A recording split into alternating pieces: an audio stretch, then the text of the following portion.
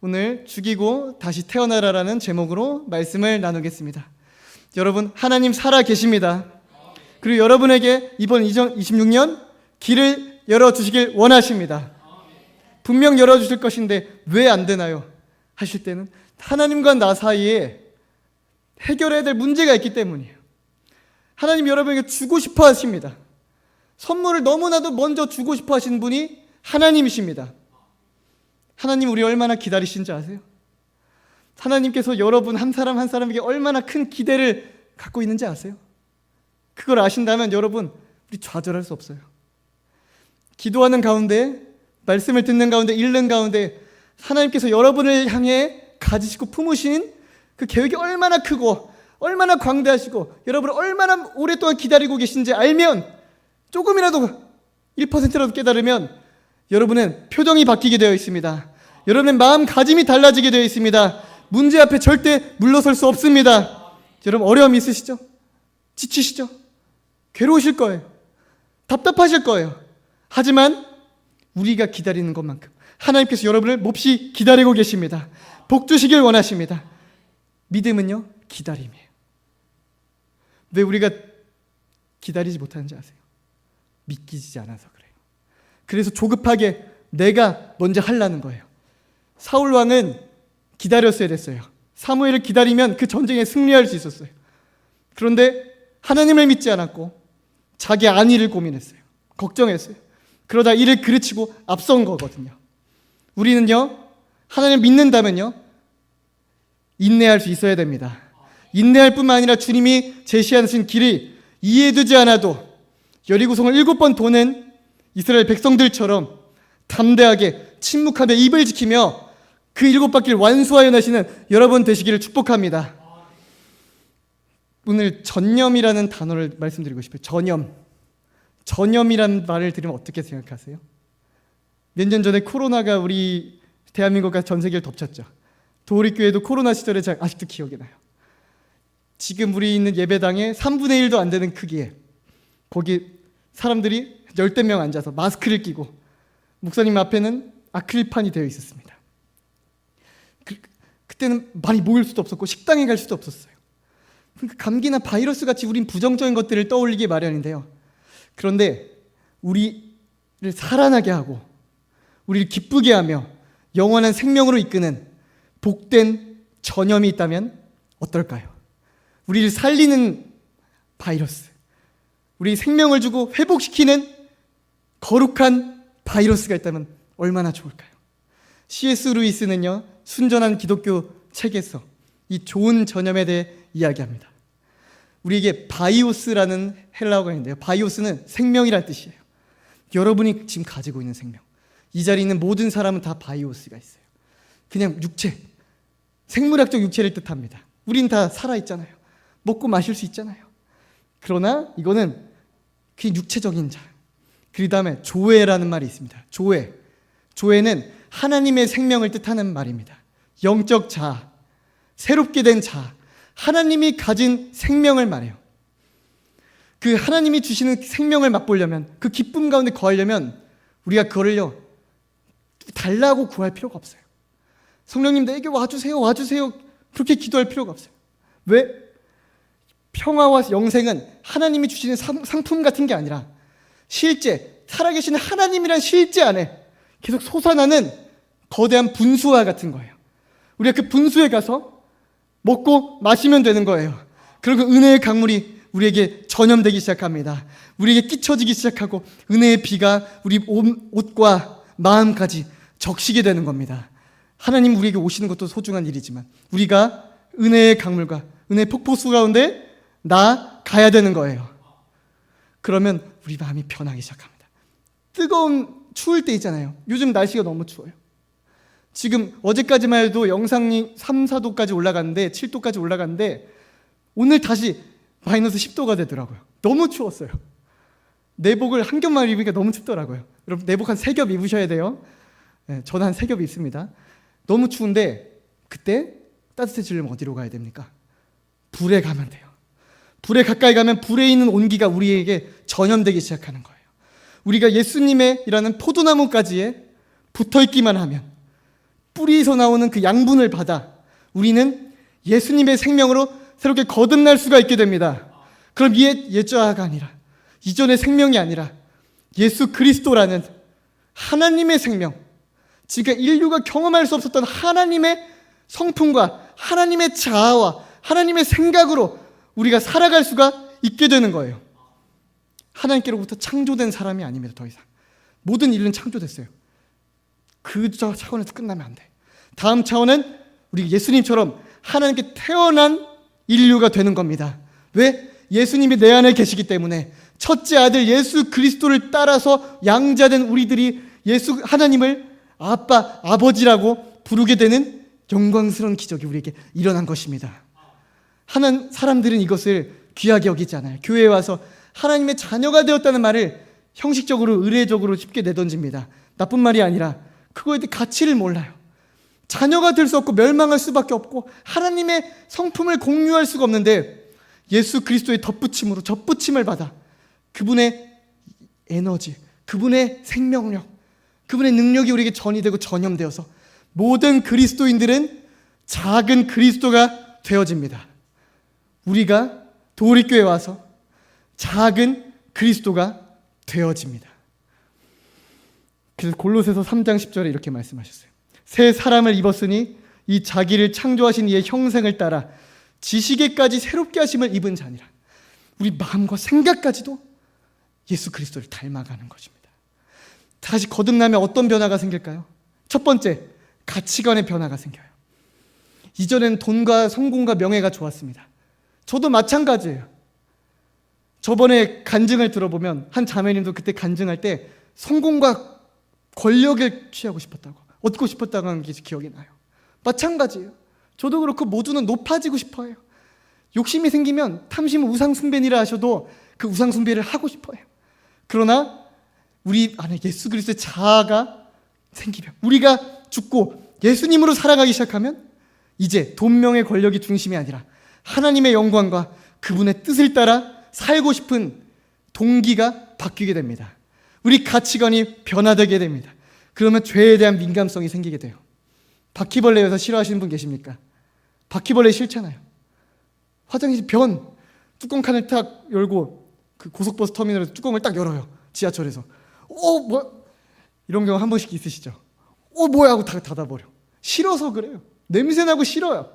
근데 예수님의 생명이 있으면 죄가 싫어지는 거예요.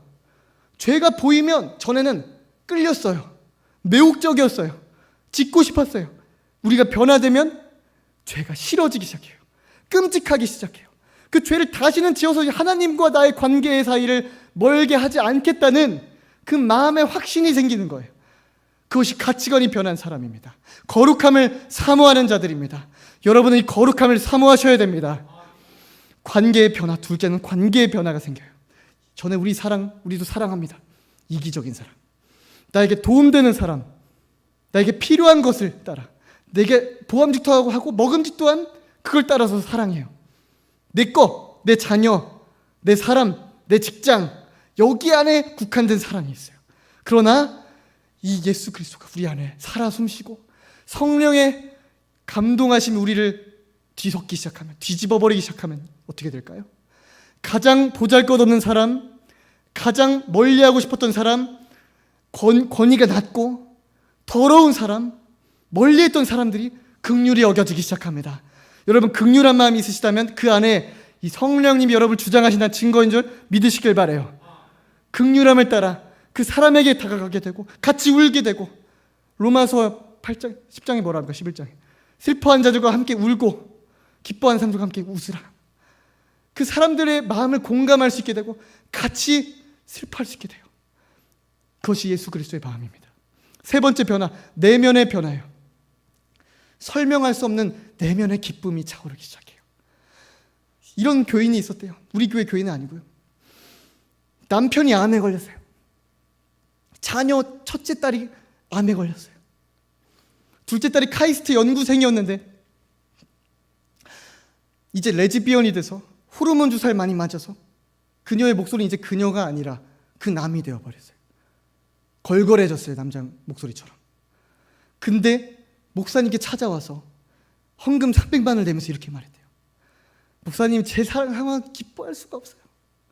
목사님, 저는 감사할 수가 없는 상황이에요. 그런데 왜 모르겠는데 너무 기뻐요. 너무 감사해요. 예배만 드리러 오면 은혜가 충만하고 하나님을 보러 오면 눈물이 나고 내 상황과 상관없는 기쁨이 나를 주장하기 시작하고 있습니다. 그러면서 300만 원을 헌금을 내면서 그렇게 말을 했대요. 예수님이 우리 안에 살아계신다면, 우리가 죽고 우리 안에 거듭남이 있다면 여러분 안에 말로 설명할 수 없는 평안이 끼쳐질 겁니다. 그리고 세상이 줄 수 없는 평안을 예수께서 주신다 하셨어요. 상황이 흔들리지 않고 상황을 초월해서 상황보다 더 크시고 문제보다 더 크신 예수 그리스도를 바라보는 영적 지각이 열리게 되는 겁니다. 우리 가운데 이 지각의 눈이, 영적 영안이 열리게 되길 축복합니다. 2026년 그 눈을 보시면 문제는 문제가 되지 않고, 어려움은 어려움이 되지 않고, 포기는 포기가 되지 않고, 망하는 건 되게 망한 게 아니라 하나님께 기도하러 가고 하나님께 아뢰일 수 있는 복된 계기, 전화위복의 시간이 됩니다. 여러분, 그런 시간으로 여러분의 고통의 시간을 삼아 보시길 바랍니다. 제가 재작년에 패러글라이딩을 살면서 처음 하게 됐습니다. 전 그런 거를 전혀 할 줄 몰라요. 저는 번지점프도 안 해봤어요. 무서워요. 제가 가족들이랑 같이 패러글라이딩을 하러 갔는데 엄마 아빠랑 저보다 4살 어린 권모 씨랑 같이 갔습니다. 아시는 분이 있으신가 봐요? 성령 충만한 아이, 지금 25살 권모 씨. 왜 아시는지 모르겠네. 보신 적 있으세요? 권모 씨랑 같이 패러글라이딩을 하러 갔습니다. 그립네요, 그 친구가. 같이 낙하산 같은 걸 펼쳤어요. 뒤에 엄청 커요. 여기 전체를 감쌀 만한 낙하산입니다. 그 정도는 돼야 하늘을 날겠죠. 그리고 그물을 가지고 앞에 큰 가방을 맵니다. 그 뒤에 전문가가 그걸 입습니다. 저러 입습니다. 같이 2인 1조가 돼서 한 옷을 입어요. 하나가 된 거예요, 그 순간만큼은. 그리고 나는 내 목숨을 지금 누구한테 맡겨야 돼요? 패러글라이딩 전문가한테 맡겨야 돼요. 그리고 거기는 푸른 초장이 드리워져 있습니다.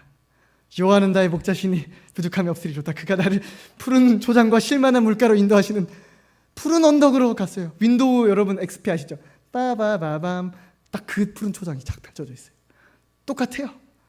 거기 가가지고 이제 심호흡을 합니다. 이제 그 뒤에서 말을 해요. 전문가가 그냥 아무것도 걱정하지 말고 앞으로 나가면 돼요. 달리면 돼요. 단순해요. 달리면 된다는 말만 나와 있어요. 달리는 게 쉬울까요? 어려워요. 고산지대고 300, 400고지가 넘어요. 바람이 불기 때문에 걸어가는 것만 해도 힘이 들어요. 낙하산 이렇게 쫙 펼쳐지기 시작하고 둘이서 엉금엉금 걸어갔다가 달리면 어딜 향해 달리냐면 낭떠러지를 향해 달리는 거예요. 푸른 초장을 넘어 사망의 음침한 골짜기로 우리가 달려야 되는 거예요. 거기를 달리면 죽는 거거든요. 어떻게 뛰어내려요? 잘못하면 죽는 거 아닙니까? 진짜 절벽이에요. 뭐 경사가 살짝 있는 거지 진짜 죽는 거예요. 거기를 향해서 저는 달리기 시작했어요. 왜? 뒤에 있는 전문가를 믿기 때문에 같이 달렸습니다. 달리다가 마지막쯤이 됐을 때 다리를 쫙 띱니다. 그러면 떨어져 죽을 것만 같은데 죽지 않고 오히려 하늘을 고공하면서 활강하기 시작해요. 그러면 옆에는 강과 호수와 높은 산맥들과 그 너머에 보이는 시내 건물들과 아파트까지 다 작은 피규어처럼 쫙 깔리기 시작합니다. 그 광경은 그 높이에서밖에 볼 수 없어요. 그걸 날아다니면서 봐요.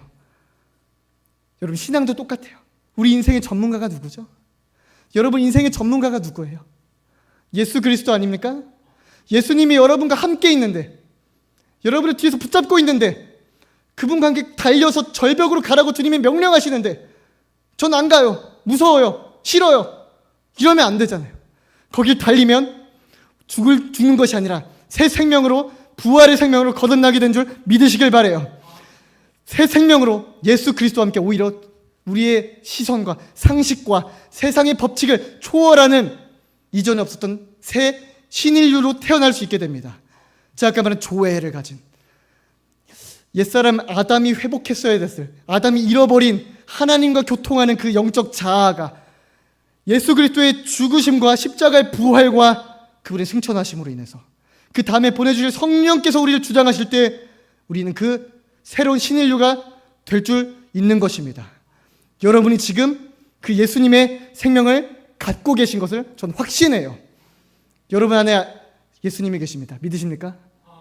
옆 사람에게 한번 말해볼까요? 당신 안에 예수님이 계세요. 당신 안에 하나님의 영이 계세요. 그 하나님께서 여러분을 운행하시고 있기 때문에, 주장하시고 있기 때문에 오늘 우리가 부족하다는 말 많이 하잖아요. 부족하고 연약하잖아요. 이 자리까지 아무도 낙오하지 않고 낙심하지 않고 모일 수 있게 된 것입니다. 하나님께서 여러분을 책임지고 계십니다. 눈에 보이지 않지만 우리 뒤에 붙어있는 전문가처럼 여러분을 우리 눈앞에 없을 우리 뒤에서 나의 등 뒤에서 나를 도우시는 주, 때때로 뒤돌아보면 보이지 않아도 환한 미소로 우리와 함께 하신 주님, 그 예수님께서 여러분을 정말 사랑하세요. 여러분 예수님의 사랑이 느껴지세요? 여러분의 삶 가운데 여러분의 신음소리도 듣고 무엇 때문에 아파하는지, 무엇 때문에 힘들어하는지, 무엇 때문에 늪에 빠져서 앞으로 걸어갈 수도 없는지 다 알고 계시고 그 힘든 순간마저도 나는 너를 버린 적이 없어. 난 널 떠난 적이 없어. 세상 끝날까지 함께 할 거야. 나는 이미 세상을 이겼고 죽을 때까지 너와 항상 함께 할 거야 라고 말씀하시는 예수님의 사랑을 오늘 예배 가운데 여러분 좀 느끼고 체감하신 시간 되길 바랍니다. 지난주에 있었던 인천 한 교회에 있었던 사건입니다. 충격적이었어요. 너무 한 40대 즈음에 담임 목사가 되신 한 분이 계셨어요. 그분은 설교를 너무 잘해요. 50분 설교를 해도 지루하지가 않아요.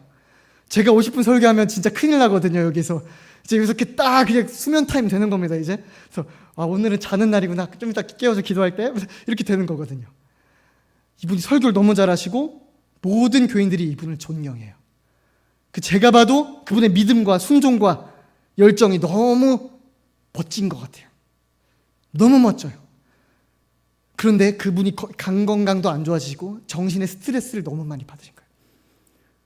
나라에 대한 걱정과 교회에 대한 걱정으로 잠을 못 이루고 힘들게 목회를 이어가고 계시다가 너무 간이 악화된 거예요. 잠도 못 주무시고.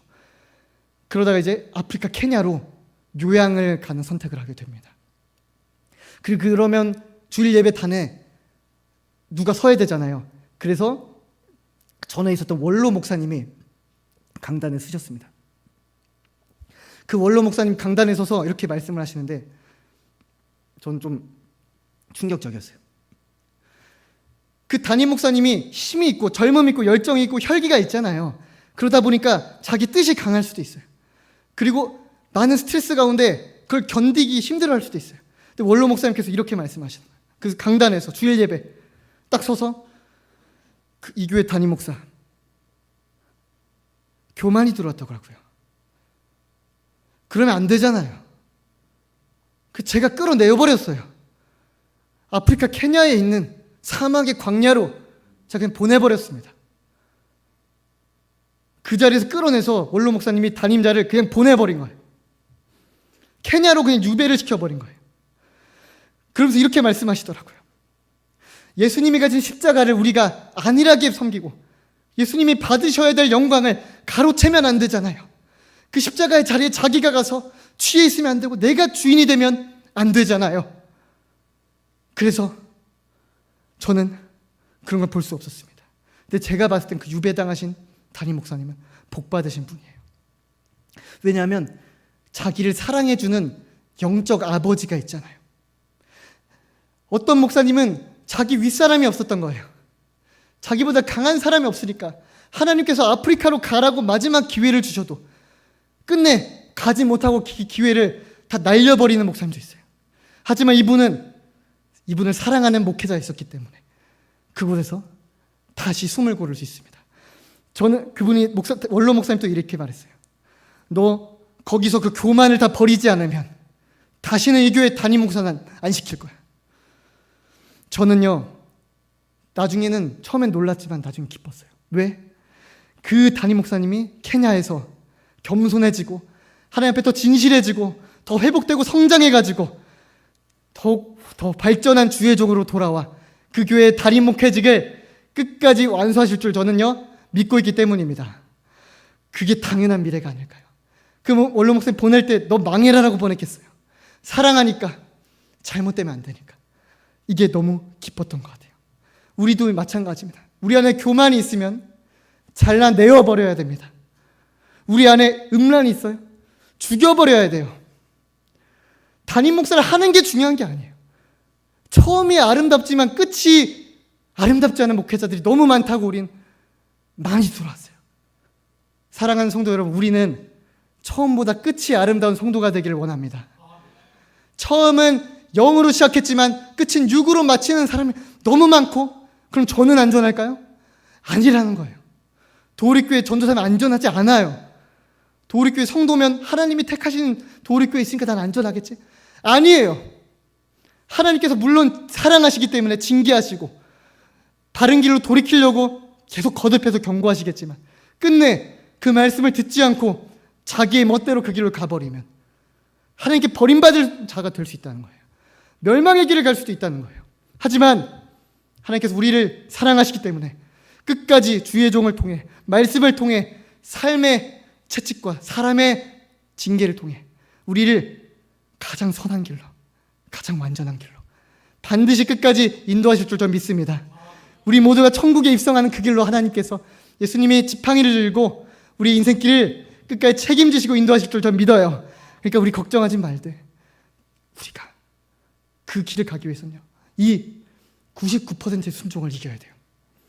사람들은 순종합니다. 전도사도 순종하려고 합니다. 목회자 순종하려고 합니다. 근데 왜 하나님 마음에 합한 자가 그렇게 없을까? 70%한 걸로는 아무짝에 쓸모없어요. 그건 그냥 애썼네 이 정도예요. 애썼네 잘한 겁니까? 아니에요. 여러분 피리를 불고 드럼을 치는데 흉내만 낸다고 쳐봐요. 나무 충수라는 말이 있다고 해요. 나무 충수. 피리를 부는 악과 악대 있는데 피리를 부는 척만 하는 거래요. 사람들이 모여있을 땐 티가 안 나. 잘 부르는지 못 부르는지 아무도 몰라요. 그 사람의 진가가 나타날 때가 언제인지 아세요? 그 사람 혼자 피리를 불게 시켰을 때. 그 사람은 한 가지 음도 10초도 연주를 할 수가 없습니다.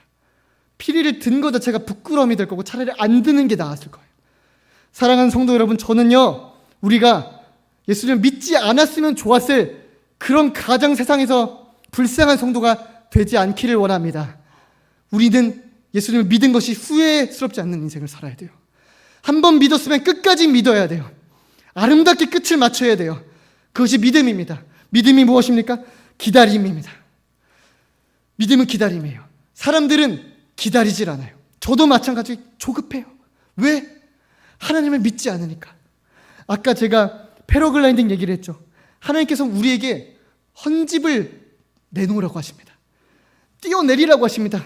낭떠러지에서 뛰어내리라고 하는데 우리에게 헌집을 달라고 하는데 우리는 헌집을 끝까지 부여잡습니다. 예수님의 옷자락을 부여잡는 게 아니라 헌집을 부여잡아요. 예수님께서 헌집 주면 새 집 줄게 해도 안 믿어요.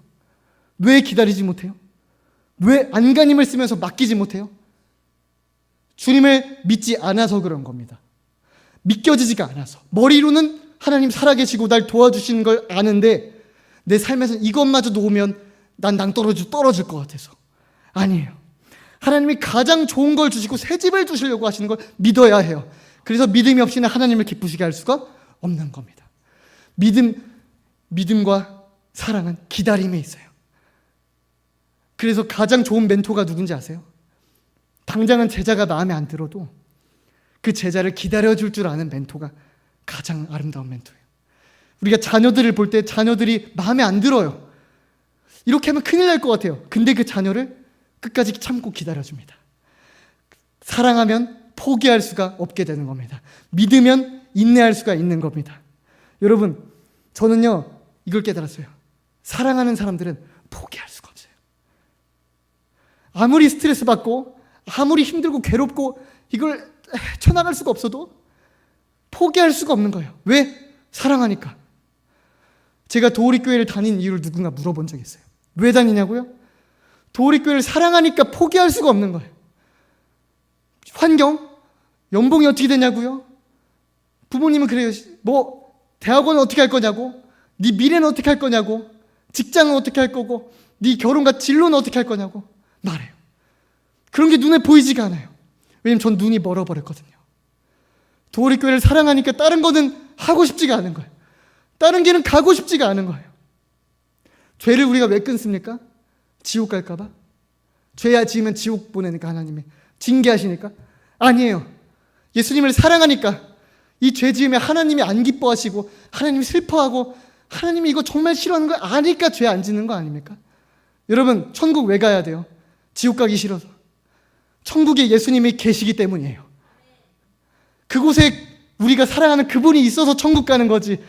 부귀영 안 누리고 천국에서 황금집에서 살고 나 떵떵거리고 꺼드럭거리려고 가는 게 아니에요. 왜? 천국에 내가 사랑하는 그분의 왕자가 있기 때문에, 그분의 보좌 앞에서 그분의 빛이 영원토록 꺼지지 않고 빛나고 있기 때문에 우린 그래서 천국에 가야 됩니다. 예수님 사랑하니까. 그 예수님이 여러분을요 사랑하시면 우리가 생각하는 사랑이랑 급이 달라요. 예수님은 여러분을 절대 포기할 수가 없는 거예요. 절대 포기할 수도 없고 하나님의 열심은 여러분을 끝까지 견인하십니다. 이 예수님의 사랑에 붙잡힌 사람은 사도 바울이 있어요. 내가 이미 얻었다함도 아니고 온전히 이루었다함도 아니라 오직 내가 그리스도 예수께 잡힌 바 된 그것을 잡으려고 달려가노라. 예수님께 붙잡힌 사람은 다른 것이 눈에 들어오지 않습니다. 돈, 명예, 권력, 자기 진로, 야망이 들어오지 않습니다. 오직 예수님이 인도해 주시는 한 걸음 앞에 발 앞에 등을 보고 따라갈 수밖에 없는 거예요. 예수님이 기뻐하시는 곳에 내가 가야 되고, 예수님이 좋아하시는 걸 내가 해야 되고, 예수님이 원하시는 걸 할 때 내가 행복해지니까 그게 인생의 이유가 되고 목적이 됩니다. 우리의 삶의 이유, 예수 그리스도입니다. 우리가 살아가는 이유, 우리의 인생의 목적지, 예수님 앞에 가는 거예요. 잘했다 칭찬 받는 거예요. 제가 이지웅 목사님이란 분을 알게 됐습니다. 이지웅 목사님의 설교를 전에는 몇 번 들어봤는데 이분의 이야기를 최근에 이렇게 듣게 됐어요. 그분이 다른 목사님과 나눈 이야기입니다. 그분은 성경을 많이 알아요. 성경 66권을 읽으셨고 그걸 강의하세요. 성경 학교를 하세요. 그러다 보니까 성지순례를 많이 다니시는 거예요. 튀르키예, 우리 지금 말하면 터키라고 하죠. 터키에 직접 가셨습니다. 터키에 왜 가냐면 거기에 골로새가 있는 거예요. 골로새가 있기 때문에 성지순례 겸 튀르키예에 갔습니다. 갔는데 거기 골로새를 지나가고 있을 때 하나님께서, 예수님께서 이렇게 마음에 말씀을 하시더래요. 지웅아, 내가 이 골로새를 한 번도 잊은 적이 없다. 예수님은 아직도 골로새를 포기하지 않으신 거예요. 예수님은 이 골로새서가 적힌 바울이 있었던 골로새 교회를 아직도 사랑하고 있고 아직도 거기에서 복음의 씨앗이 열매를 거둘 때까지 기다리고 계셨던 거예요. 그래서 이 목사님은요 하나님의 마음을 알고 작정했어요. 그리고 주변 사람들께 얘기했대요. 목사님 제가요 모든 걸 버리고 내려놓고 골로새로 가겠습니다. 골로새는 아무것도 없대요. 편의점도 없고 마트도 없대요. 차 하나 타고 그냥 겨우 돌아다니면 작은 마트 있으면 거기서 먹을 거 식료품을 좀 사야 된대요. 아무것도 없는 허허벌판이에요. 교회도 없고 선교사도 없어요. 거기 왜 깡촌이에요, 깡촌. 그러면서 이지웅 목사님 이렇게 얘기하시더래요. 왜 다들 선교를 은퇴 뒤에 가시는지 모르겠어요. 선교가 그렇게 좋다면서. 전 지금 가야 된다고 생각해요. 그래서 저는요 얼른 다 내려놓고 선교를 가려고 합니다. 2027년까지 할 일을 다 마치고 28년에 떠나려고 해요. 가는 건 좋습니다. 근데 그 튀르키예가 어떤 땅인지 아세요, 여러분? 튀르키예 골로새 지방이 어떤 지방이냐면 그 근처에 독일 선교사 틸만 목사님이 계세요. 그분을 포함한 총 3명이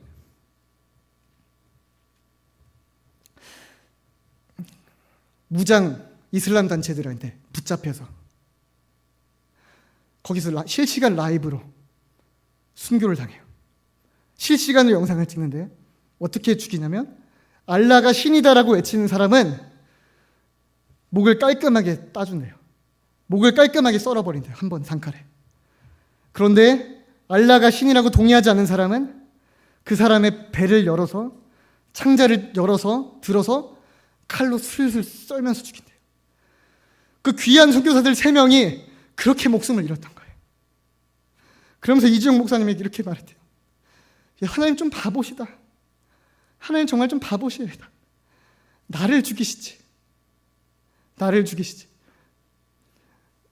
나는 유명하니까, 나는 이름이 났으니까 거기 가면, 죽으면 사람들이 한 명이라도 골로새를 위해 기도해 줄 텐데 왜 나를 죽이시지 않았을까 하는 거예요. 그러면서 얘기했어요. 목사님, 저는요 거기 이렇게 살러 가는 거예요. 선교하러 가는 것도 아니에요. 사실 가서요 그냥 교회를 하나 지으려고요. 교회 이름은 골로새 교회로 지으려고요. 하나님의 마음이 아직 골로새 교회에 있으니까. 근데 그 골로새 교회에 지금 형체가 없으니까 그 교회를 세워서 전 그냥 거기서 예배 드리고 싶어요. 이름도 그렇게 정하셨대요. 그래서 예수님 전하고 거기서 살고 싶습니다. 사실 거기서 가서 살겠다는 얘기가 아니잖아요. 가서 죽겠다는 이야기 아닙니까? 이 목사님은 이미 명예랑 목회, 생존이 목표가 아니에요. 우리는 높아지고 싶어요. 저만 봐도 그래요. 더 얻고 싶어하고 더 가지려고 해요. 내가 안전하려고 해요. 희생하지 않으려고 해요. 그런데 이 목사님은요 이미 생존이 목표가 아니었어요. 예수님과 함께 죽는 것이 목표였습니다. 예수님을 사랑하기 때문에 그분이 계신 곳에, 그분의 마음이 있는 곳에 가서 나도 죽는 것이 그분의 목표였던 거예요. 그러면 하나님께서 그 목사님 보시고 하늘에서 뛰쳐나와가지고 그분을 안아주시지 않으시겠습니까? 여러분, 저는요 우리가 예수님을 향해서 오늘 하루 죽고자 나아간 우리가 되길 바랍니다. 우리가 죽고 그 안에 예수 그리스도의 생명으로 다시 살아나면 새로운 기적이 일어날 거로 전 믿어요. 하나님이 왜 문제를 해결 안 해주시냐고요? 기적이 없냐고요? 하나님은 우리를 기다리시는 거예요. 지금 주면 교만해지니까, 지금 주면 지가 뭐 된 줄 아니까, 지금 주면 뒤집어지고 잘못 가니까 우리 마음을 들들 볶으시면서 연단하시는 거 아닙니까? 그렇기 때문에 주님을 믿느냐 물어보시는 거예요. 넌 날 믿니? 이렇게도 날 믿니? 믿으면 너 기다릴 수 있겠니? 여러분, 주님을 기다리신 여러분들에게 축복합니다. 믿음의 증거는 기다림이고, 믿음의 증거는 인내이고, 믿음의 증거는 예수님을 사랑하는 마음에서 나옵니다. 예수님을 사랑하는 사람은 이깁니다. 세상을 이기는 승리는 이것이니 바로 우리의 믿음이니라. 저는 이곳에 있는 모든 성도 여러분들이 예수님 믿음으로 세상을 이기고 악한 영을 이기고 끝내 승리하는 여러분들 줄 좀 믿습니다. 그러니까 오늘 우리 결단하자고요. 오늘이 그냥 예배가 안 됐으면 좋겠어요. 그냥 드린 예배. 그래, 설교 좀 예화 좀 가져왔네. 그래, 뭐 얘기 막 하네. 이런 거 하지 말고, 오늘이 마지막 예배라면, 오늘이 하나님께서 주신 기회가 얼마 안 남은 시간이라면, 내일을 회개하겠다는 것, 내일을 작정하겠다는 것은 오늘 회개하지 않겠다는 뜻이에요. 오늘 변하지 않겠다는 뜻이에요. 오늘 완고하겠다는 뜻이에요. 오늘 우리가 간절함을 가지고 하나님께 순종하지 못한 것이 뭐가 있나 찾아봐야 돼요. 90%도 안 되고 95%도 안 됩니다. 100%의 순종으로 나아갈 때 하나님께서 그 믿음을 보시고 길을 여시기 시작합니다. 되었구나, 이제 네 마음이 내 마음에 합하구나, 너에게 예비한 모든 약속과 복을 열어주겠노라 하는 여러분의 오늘이 되길 간절히 원합니다. 오늘이 마지막이라면, 오늘이 하나님의 마음을 두드릴 수 있는 기회라면, 어제는 히스토리입니다. 지나갔어요. 과거는 히스토리예요. 바꿀 수 없어요. 과거에 매여 있을 필요 없어요. 미래는 미스테리입니다. 몰라요. 10년 뒤 어떻게 될지 전 몰라요. 저 내일 어떻게 될지 몰라요.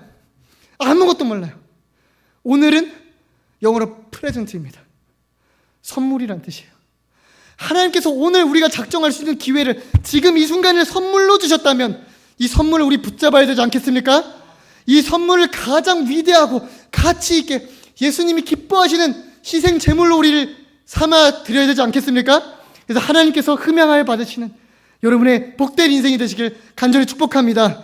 그럼으로써 오늘 내가 예수 그리스도와 함께 십자가에 못 박혔나니 그런지 이젠 내가 사는 것이 아니요 내 안에 그리스도께서 사시는 것이라.